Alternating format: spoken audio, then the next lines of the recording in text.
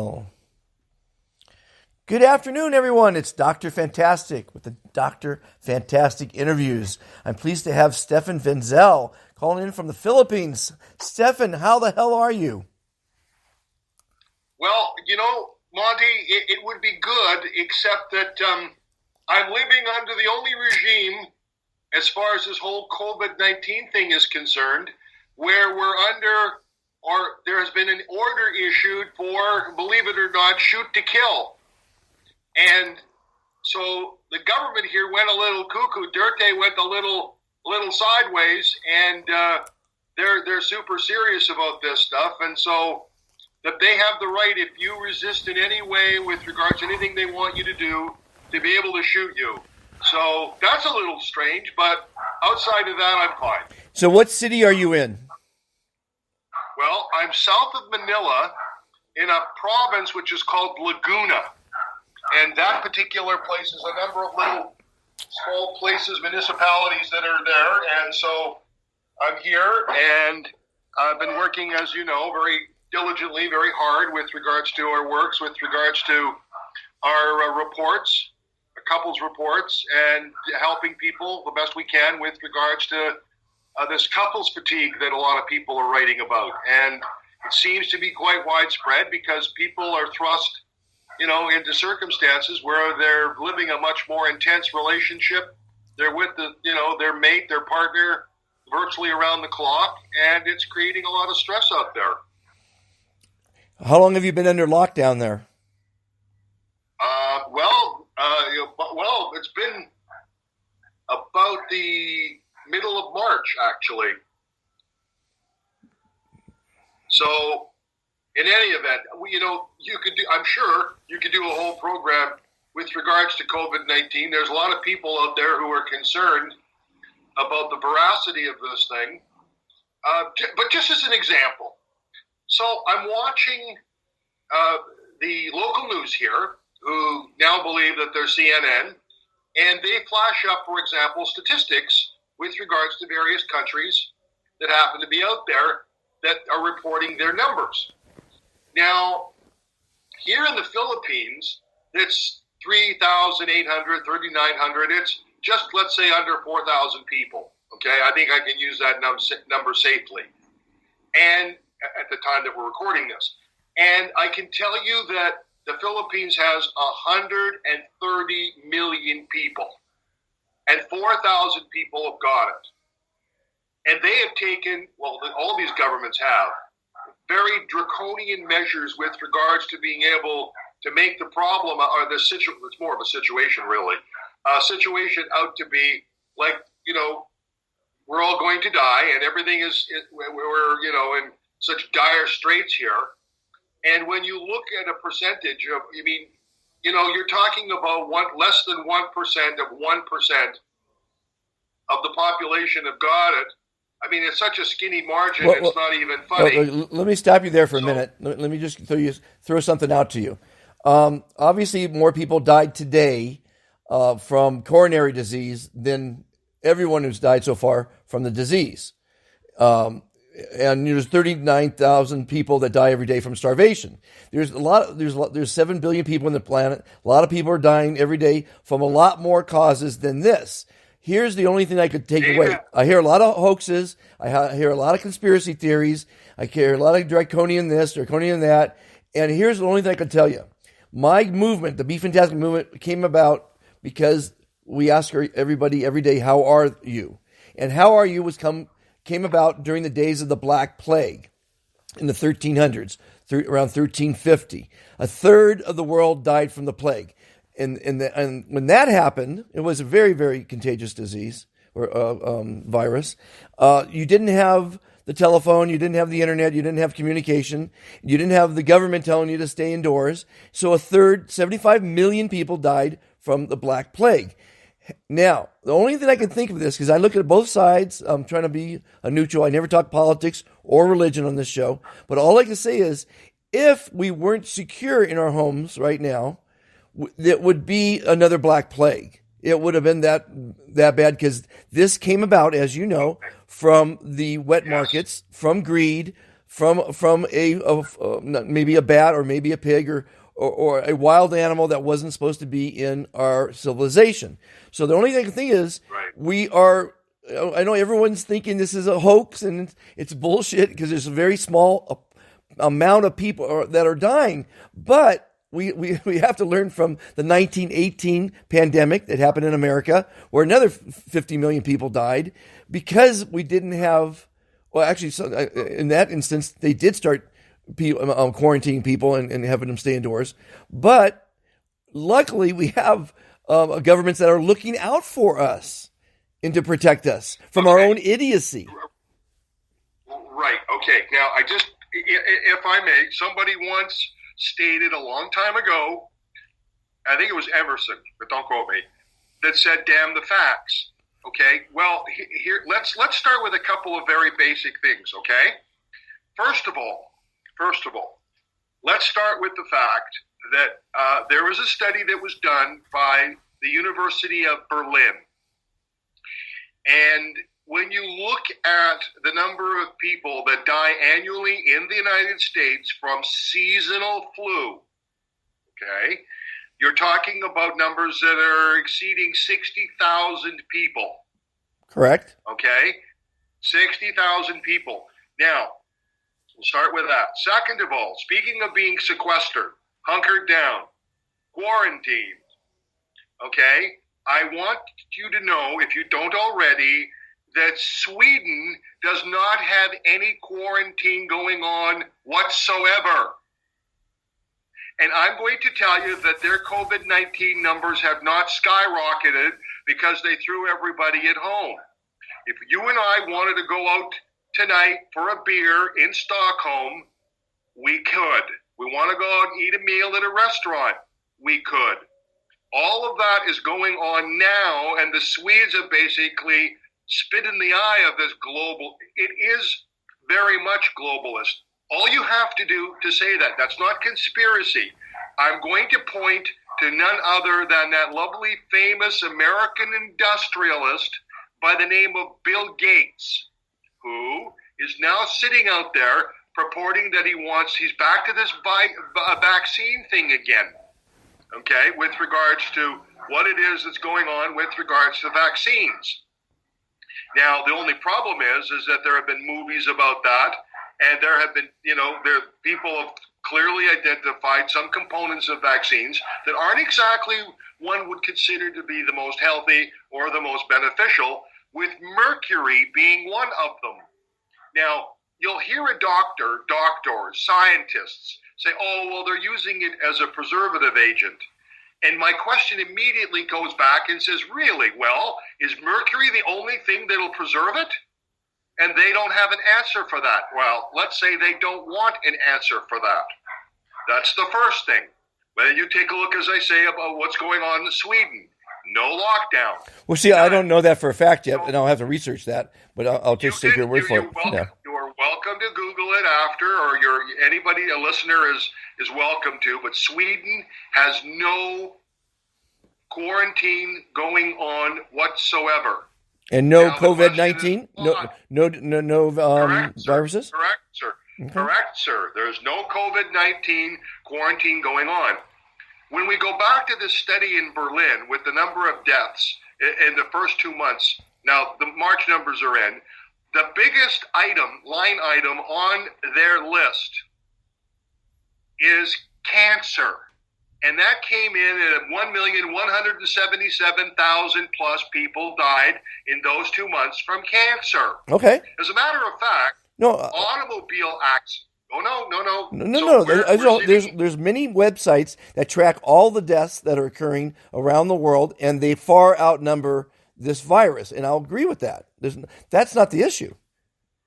If left unchecked, and as far as what I'm looking at, and I've been doing this, for the last couple months, if this would have been the bubonic plague again, left unchecked. Okay.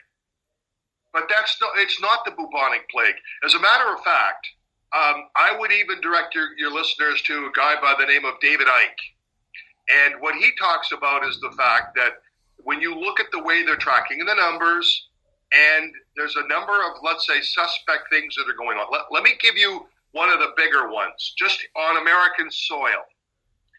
There have been people, Monty, you would have to agree that if it were just you or I, or the odd person out there who thinks that something suspect is going on to bring down the world economy, we would be in great company. There's a few of people out there that believe that. It's not just some crackpot in a corner publishing a newsletter on the internet.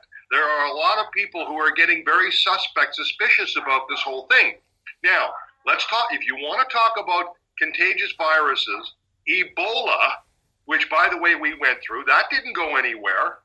We had enough means medically and scientifically to keep it in check, and Ebola is a far greater threat to human health. But we had Ebola before. This is a novel virus. We've never had this before. We've had Ebola before. Well, we've had malaria before. Well, we've had a lot of the influenza before. Yes, that's correct. But the problem is just because it's new is not an excuse to take these kinds of draconian measures with regards to having everybody locked down. But I want to go back to the stats for the United States. One of the things that I'm going to point out to you, and I would ask people to think about this a little, why are they not, with it being a greater health risk, yes, true, a greater health risk, why are they not reporting the deaths from seasonal flu? Last year, that's where I think that's because that's a common. But I'll answer that right now. It's a common flu. That has nothing to do with what's going on with this novel SARS COVID-19. It's like comparing apples to oranges. Right, but maybe, but you have to look at how dangerous it is. So when you look at the symptoms, and by the way, the people that are recovering from it, look, let me also just, and again, I'm not here to be conspiratorial, and this is not why we're having this interview. Okay, we can move on to this real subject matter. Look, why is it when you look at when they started talking about hydrochloroquine, by the way, let me stop you there for a second. The gentleman that's hosting me in Phoenix, where I'm at in Prescott, is a 40-year radiologist, head of USC Medicine, the hospital, chief of staff, and head of nuclear medicine. And he knows about that particular thing. A friend of him called him up and said, "Can you prescribe that for me?" And he categorically said no, because the dangers of that can lead to blindness, all sorts of different things. People think that's a cure. There won't be a vaccine for 18 months or 2 years for this particular. There'll be. I have some great news for you. I have some wonderful news for you that's going to beat any vaccine to the punch. Look. I would like you or your listeners to Google a guy by the name of Royal Raymond Rife. And I'm telling you that in the 30s, he discovered that all living, not just viruses, bacteria, a dog, humans, an elephant, it doesn't matter if it's a living organism, can only withstand so much in frequency and in energy, and it dies. Now, that also works with regards to things like cancer cells. It works with any virus, by the way, any virus, because that universal law relative to frequency and electricity is applicable across the board. And there are people now working with re-implementing Rife's protocols with regards to viruses. And let's keep in mind one thing. When you say novel, yeah, it was novel because it came out of a lab. The problem is that depending upon who wait a minute. Let me stop you there. That's total conspiracy theory that it came out of a lab. No, that's not provable. I'll be happy. I'll be happy to send you both the European patent on coronavirus. Okay. No, we're not talking coronavirus. There are a lot of coronaviruses. We're talking about COVID-19. The novel one, the seventh time it's come, one that we've never had before that's come out. This one, because what is different is you'll notice that the graphic descriptions with regards, or depictions with regards to the virus is a little ball with antenna sticking out of it, correct? You've Yep. seen that, I'm sure Yep. you've seen that picture before, right? Yeah. Okay, well, those are pictured in the patent applications. And the gene sequencing that they've done are specific to that. So, look, the fact of the matter is that there is no reason to have shut down the entire world economy, which, by the way, is convenient for some. That's not a conspiracy, okay? I would direct you to something that is written in stone. And that happens to be, and you're welcome to go look at it. It's called the Georgia Guidestones. They're just outside of Atlanta in a small county. And go look at what it reads. And their agenda is to see a global population of no more total, not we're getting rid of, 500 million. total of 500 million people. Correct. Okay, living in balance and this and that or whatever. And that I categorically disagree with, because if you've been around the world like I have been, there's so much land on this freaking planet, and all you have to do is create an energy source, which is solar, to create any civilization in the middle of the desert. All you need is energy. I'm not going to get into it here, but I can tell you, and they've received an American patent. There is a device which has got a U.S. patent on it. They got their patent in 2018 after what was ostensibly a 4-year wait.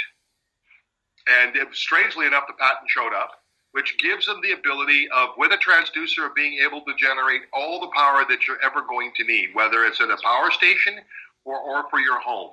I'm working with Doug Ivanovich, and we have some power sources, and it comes from just a gallon of water. All the energy you ever need from a gallon of water. So I happen to be very privy to some really great power sources. Sure. But all I'm suggesting is that energy is not our problem, because now this is an interesting subject, but you have in the United States, under Title 35 of the United States Patent Act, you have what is essentially, and it's real, it's not conspiracy, you can go look it up, and the United States government has the right of not only quashing, but also not allowing your patent to be granted or pursued under the current patent law. I happen to know that. Yeah, if it's disruptive technology, they're sitting at the patent office ready to shoot you down if you're gonna do some disruptive technologies. I agree wholeheartedly on that one. They're using the term national security. Okay. Yeah. Now look, absolutely, but the fact of the matter is, it's not national security; it's corporate security that they're upset about. And what happens is that if you can imagine that you come out with a particular type of energy platform, which allows you to generate all your household energy without being tied into the grid, that upsets a lot of people. Disruptive. It's called disruptive technology. Tesla came out with it many, many years ago, and his life was threatened. I agree. I'm 100% on board with you on this one. So, look, the reality is that when you look at this particular, shutdown, and you take a look at the meetings in Davos, and you take a look at the Bilderbergs, and take a look at these various organizations that have been trying. They've been praying that something would come along which would help with regard to disrupting the world economy the way that it is. Because when people have money, when they're free, when they have mobility, they have access, they're not very controllable. And there's a reason why people such as Bernie Sanders is off talking about and purporting to push this socialist agenda that he's got, which for Americans would be an absolute worst nightmare step backwards that they could ever take. That's not something which is in terms of helping to promote human freedom. Because really, when it comes down to it, if the people are free, they're not controllable. And that's something that the globalists don't want. They want to be the ones in charge. They want to be the ones that are controlling everything, and they want to move forward. But I will tell you that well before that vaccine will be ready, they're saying, that the Trump team, there are people, we're trying to do everything to get it down to a year. I'm going to tell you before their year is up, that there will be a rife solution, and 15 cents worth of electricity will cure you. Well, let's hope you're right. But but that contradicts what you're saying about controlling the no, because they don't want. No, not at all. Because what happened was, if you look at Wright's story, his life story, and what they did, the AMA, the American Medical Association, went to him and they wanted it all, and he wouldn't just give it to them because he knew what he had, and they basically ruined the man's life personally. They raided his labs. They took away all his research. They did everything, and he was getting 90, 95, 98% cure rates with regards to the stuff that he was attacking. Now, the reason why, Monty, is because he had a very powerful optical microscope, which I'm going to tell you now actually has been duplicated. It wasn't for the longest while, and it had the ability of magnifying an image 60,000 times.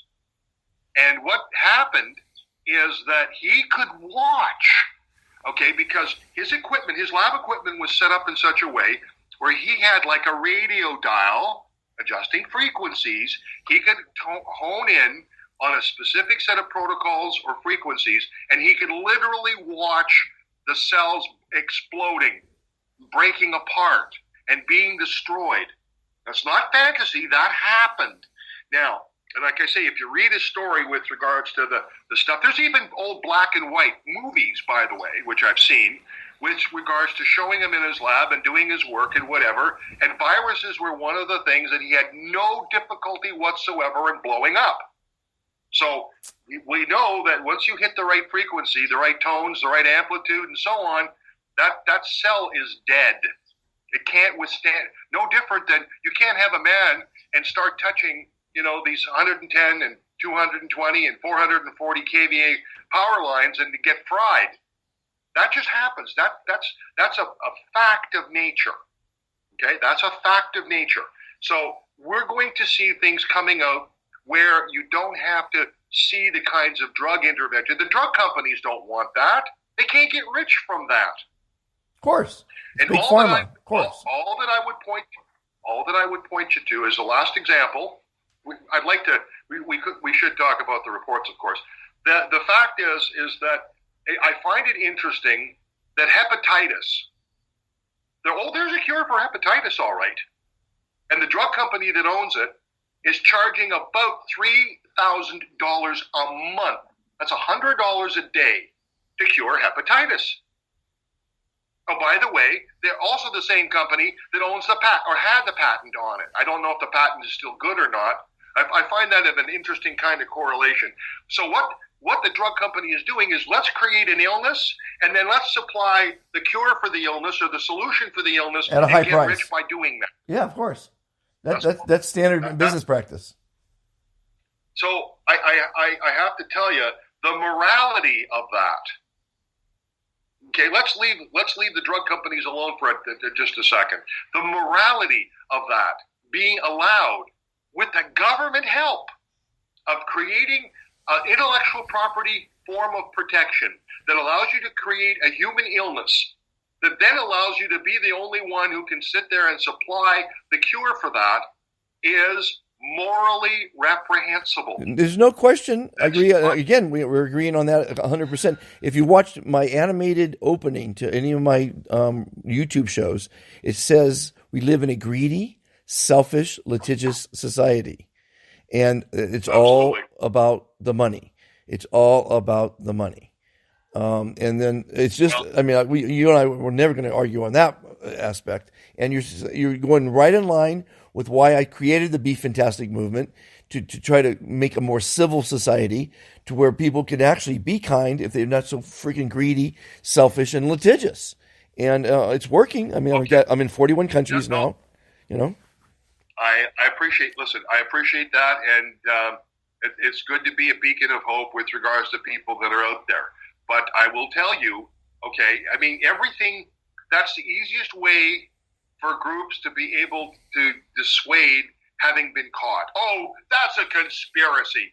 I'll give you a conspiracy. No, it's greed. Here's one. Not a conspiracy, it's greed. Plain and simple greed. It's greed. Oh, yeah, it is. It's greed. And they don't like being caught at being greedy. So But I'd like to get back to this thing with regards Well, to let me what we're just doing throw with one more regards thing out, which you will agree with because you know about the Bilderbergs. There are, I think, 13 families in the world that control all the money in the world. And when you control all the money in the world, you control the governments of the world, you control the media in the world, and you control the banks in the world. They're certainly not going to say and release any information that's going to hurt their bottom line. It's all about the bottom line. Okay. Yeah, well, yeah, they have their longer they have a longer event horizon to get to a point where they, like I say, they want a massive amount of population reduction. They want one of the reasons why your current president took such heat and ire from the globalists is because they don't want to see nationalist governments. That's terrible. Oh, goodness, no, we can't have all these nation states that become prosperous individually because then globalist government doesn't work. Exactly. Okay? And a globalist economy doesn't work. And it shouldn't anyway, because the problem with their formula is that there are no small and medium-sized businesses. The restaurant that mom and pop have got that have been giving them a very nice living for the last 12 years is now we're going to make that obsolete because they should be slaves to us. And this is about slavery. Okay, go back even to the Babylonian debt slave concept, which a lot of modern law and a lot of debt borrowing. There is a reason why. And, I'm not here to defend anybody or criticize anybody, but under the Muslim faith,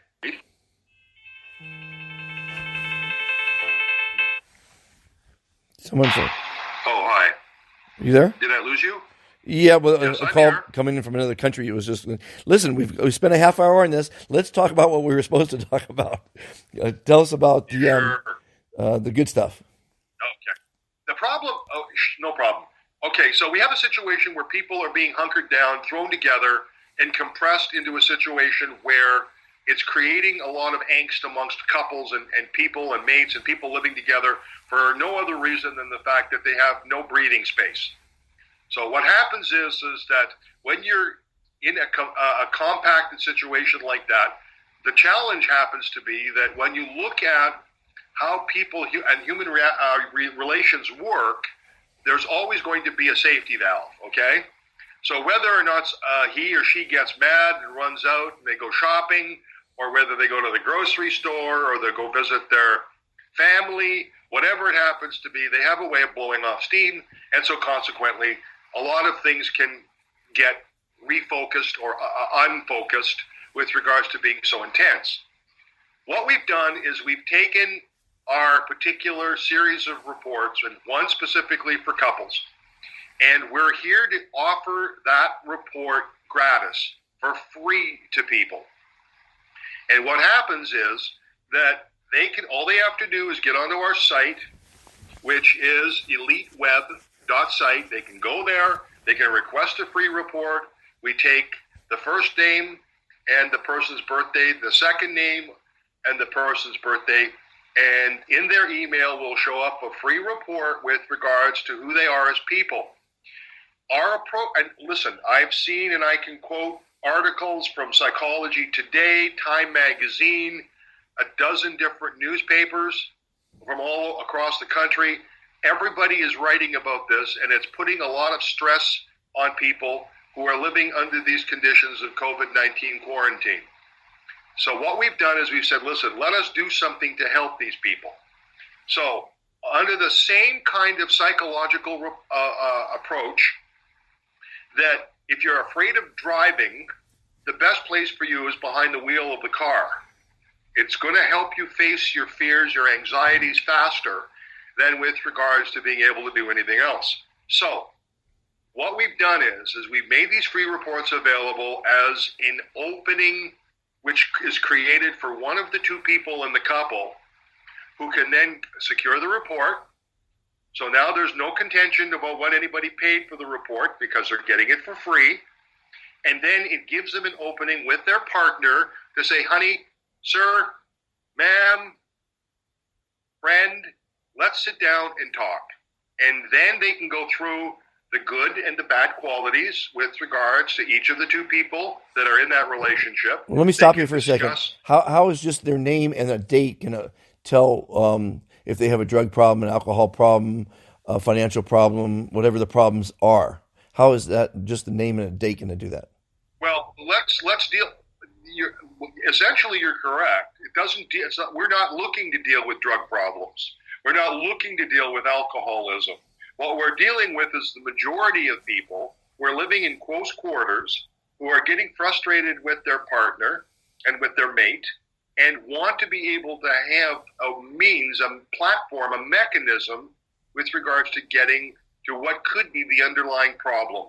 And the best way to do that is to open up, speaking of being positive, in a positive light with regards to he's got these and these and these great qualities, and she has got these and these and these qualities, to which they can find some common ground, and then to open up the discussion with regards to everything else that's going on between them. And then through that process, somebody is going to say something with regards to listen, you realize that you're doing this or this or this, or that if you didn't do this or if you didn't do that, I would feel a whole lot better about things. And so that opens up a multitude of doors with regards to opening up what is going on in the relationship that either one of the two people in that couple are getting frustrated over. It's called communication. It works really well if people can do it. But the problem is that, correct, but the problem is that it's easier to use an external platform that's given to you for free to open up that platform for that discussion. Because one of the problems that people have got is that they don't want to make it seem like they're picking on their partner. Because the problem is that if they use the report as the opening foray, the opening platform to open up the discussion with regards to what it is that's first of all positive and good about the relationship. And a lot of other positive things will come out because one of these or both of these people will come to understand that they got into the relationship or they're together with somebody because there's obviously must have been some good things that they liked and that they appreciated about the other person. And then from there, it opens up with regards to, well, now we're in a completely different or in a much higher stressed environment and. I can remember one newspaper article talking about this, and the writer refers to the fact that if you've noticed you've noticed of late that your partner is chewing awful loud, you got a problem.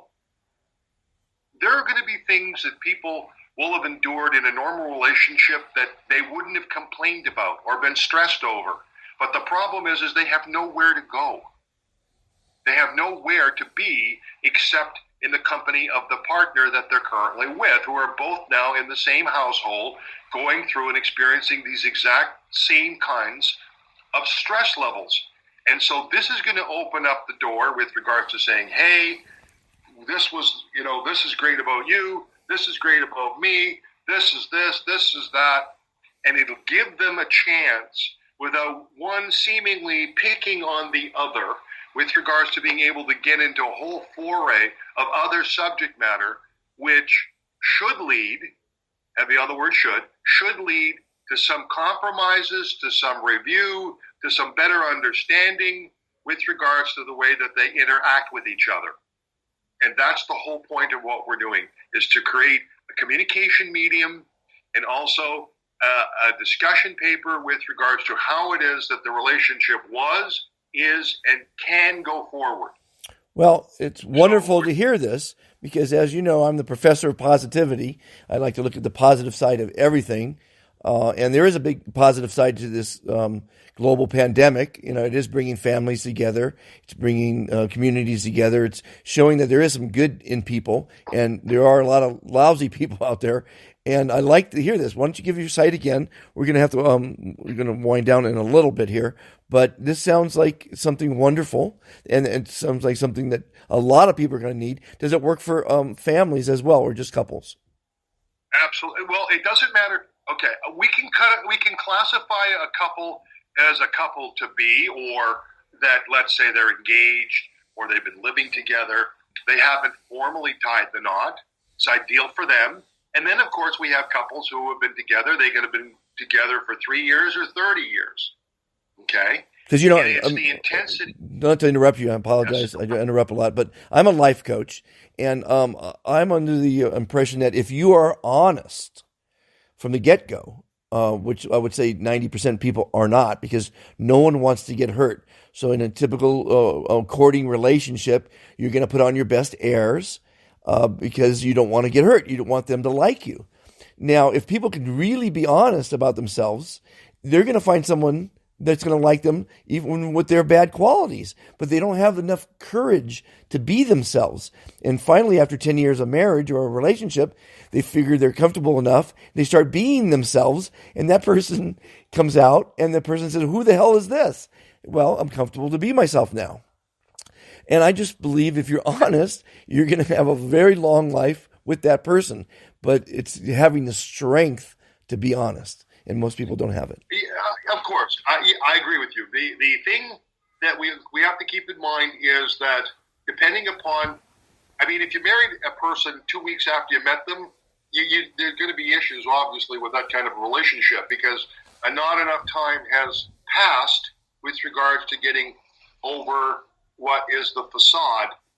A lot of people, most people, put up a facade with regards to how they want to be seen. You and I talked about this the last time we were together, about this thing about self-image. I have a self-image of who I am. I'm going to do everything in my power to put out that self-image. Whether it's true or not, that's a whole different kettle of goods. But as far as this thing about how I want to be seen, yes, people do that instinctively anyway.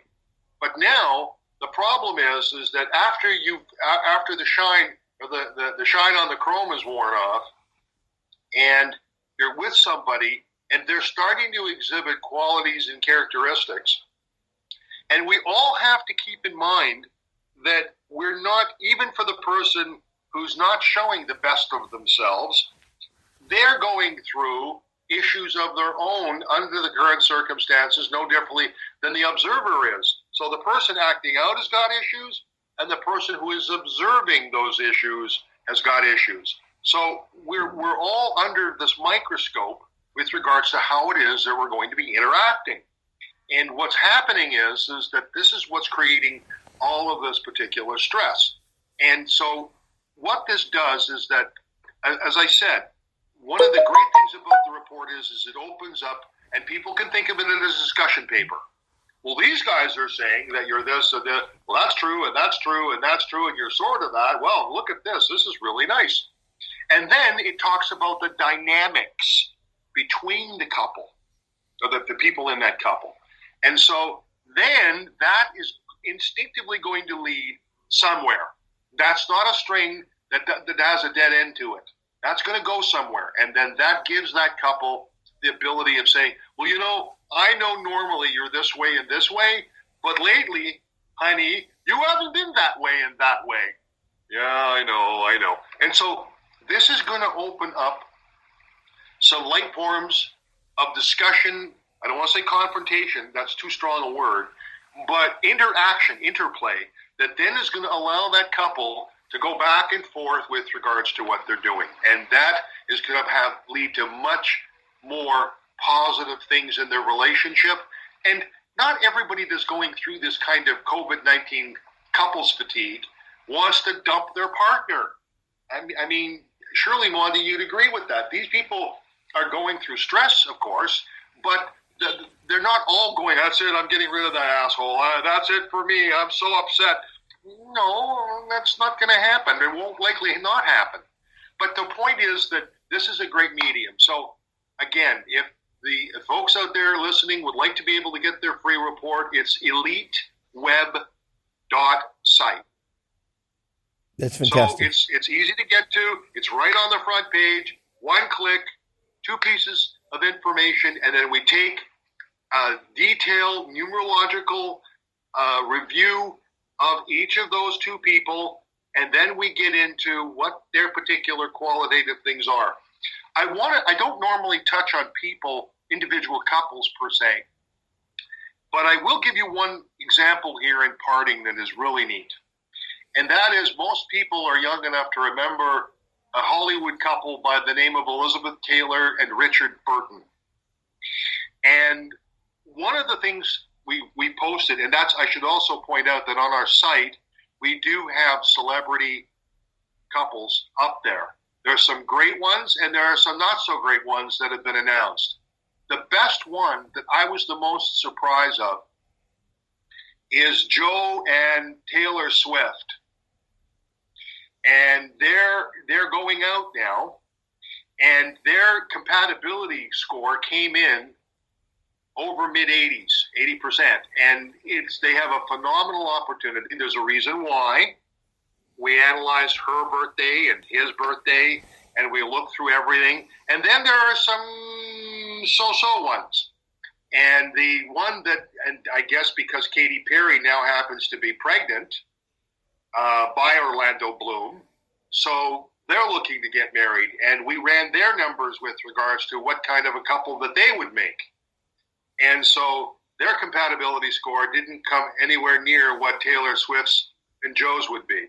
But in any event, with regards to the reason why I bring up Elizabeth Taylor and Richard Burton is that they are two diametrically opposed elements. And not only do those elements create conflict and fighting, but what's interesting about them is that Elizabeth and Richard used to have some absolutely bizarre and wild, publicly demonstrated fights with regard. I mean, she'd throw a cup of coffee at him in places, and I mean, it was a horrific. And what's interesting about them is that they got married, they got divorced, they got remarried, and they got divorced again. And so what we talk about relative to this elemental matching proved itself out very conclusively with regards to that relationship. And we do have, and by the way, for anybody that's interested and who's a fan, Donald and Melania's chart is up on our site. Very good. Listen, we're running out of time here because this thing's going to shut off automatically. Give out the site again, and we could probably do another follow-up on this because this is, I love the fact that you're trying to help society, and that's what I'm trying to do with my Be Fantastic movement. So give the name one more time. It's eliteweb.site. So I will also, before you go, I'm also going to tell you that we're doing now kids as well. We're doing children's analysis. So for a parent, you know how people comment that the baby didn't come with an instruction manual. Okay, and we're all parents are amateurs because they've never done it before. So, and we're raised by amateurs who were raised by amateurs. So, generation upon generation of amateurs. I'm right there with you. But let me say this: imagine that you could get a breakdown, a personality breakdown that also helps you with regards to what could potentially be the best vocations and the best occupations for your child in advance. So, and this is all based on astrological, I imagine. No, it's got nothing to do with astrology. This has got nothing to do with astrology. Okay. We're only purely dealing with numbers. Okay, numerology. Numbers. Numerology. It's just very advanced. I deal with quantum mechanics, physics, the laws of attraction. We only deal in that which we can solidify and prove scientifically. Well, that's fantastic, Stefan. I want to thank you. We're going to lose it. We're going to lose the recording here. I want to thank you so much for doing this for people, everybody. It's Elite Site. What is it again? EliteWeb.site. EliteWeb.site. EliteWeb.site. Thank you. We're going to do this again, everybody. And everyone, be fantastic. Be positive. Don't let the stress, the fear, and the panic overcome you. And think positive. Positive thoughts manifest positive action. Join the Be Fantastic movement. Like, subscribe, share. Check out our website at Be Fantastic Today and our phone app at Be Fantastic. Everybody, thanks for tuning in. Stefan, we'll talk shortly again.